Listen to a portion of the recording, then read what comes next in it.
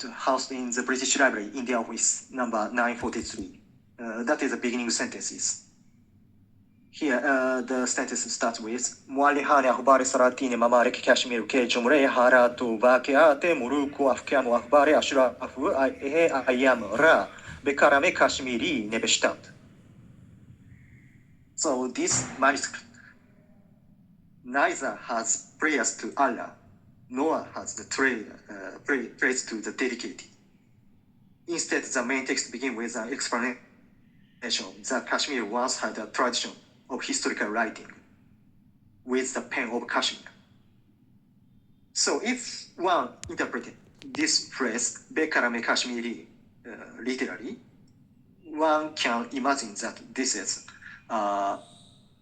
originally the source was written in Kashmiri language, but there's no evidence.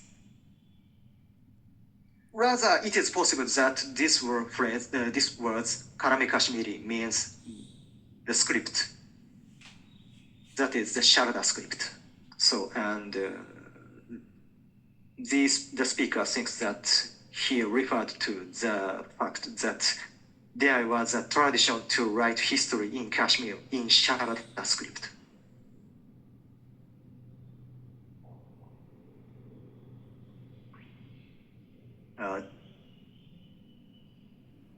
The Sharada Sanskrit text. So regarding this sentence, one might express that the anonymous source of the Bahāristān-i Shāhī relied on the Rajatarangis, particularly the Rajatangiri of Pargana, who described the ancient history of Kashmir. But the reality is different. So I discussed it in my 2011 paper, and I will briefly summarize it. First, while the Rajatarangini of Karhana mentions Gonan I as the earliest king of Kashmir, the Bahāristān-i Shāhī names Prabharasena as the first king.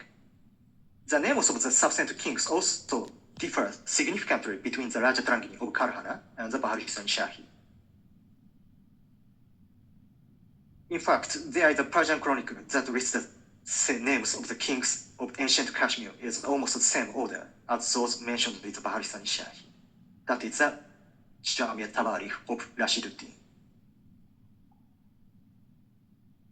So the volume 2 of the Jamia Tabarikh includes the section of the history of Kashmir, and which records the history of Kashmir up to 1307.